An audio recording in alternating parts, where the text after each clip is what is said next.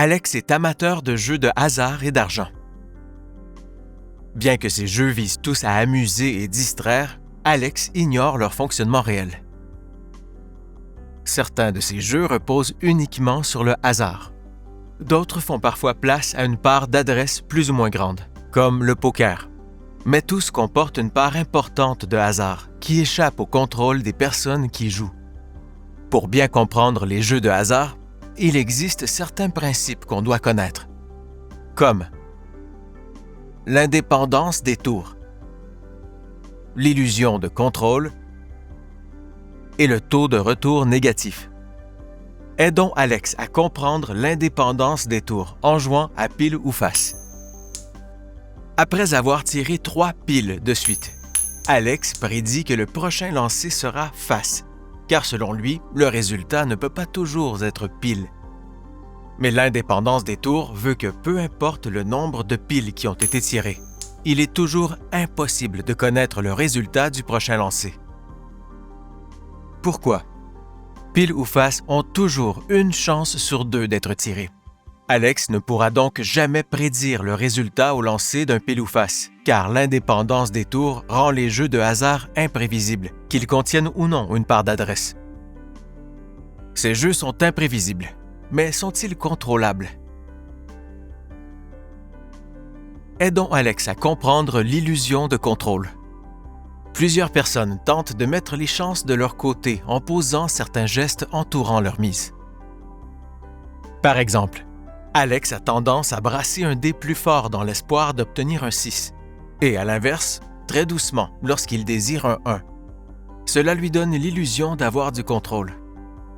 Toutefois, le résultat ne dépend pas de sa façon de brasser le dé. Son comportement n'affecte en rien ses chances de gagner. Mais si Alex obtenait un 6 en brassant son dé fort, il croirait qu'il vient de trouver une stratégie, alors qu'en réalité, il viendrait de gagner par pur hasard. En comparaison, choisir une machine à sous qui n'a pas payé depuis longtemps parce qu'on croit qu'elle est sur le point de payer est aussi une illusion. De la même façon, l'utilisation d'un porte-bonheur n'influence en rien les chances de gagner. Croire autrement est une illusion de contrôle. Ces jeux sont imprévisibles et incontrôlables. Mais gagner est toujours possible, pas vrai? Il est vrai qu'à très court terme, Alex pourrait gagner. Mais à long terme, perdre reste inévitable. Aidons Alex à comprendre ce qu'est un taux de retour négatif pour une personne dépendante des jeux. Les machines à sous sont programmées pour faire de l'argent à long terme. Cela garantit aux maisons de jeux que ce sont elles qui sortiront gagnantes. Si Alex jouait ce soir dans une machine à sous, il espérerait gagner, mais il devrait s'attendre à perdre. Certes, en cours de jeu, il gagnerait quelques lots qui le motiveraient à jouer davantage. Mais au final, comme Alex ne peut s'empêcher de remettre tout son argent dans la machine, il serait assuré de perdre.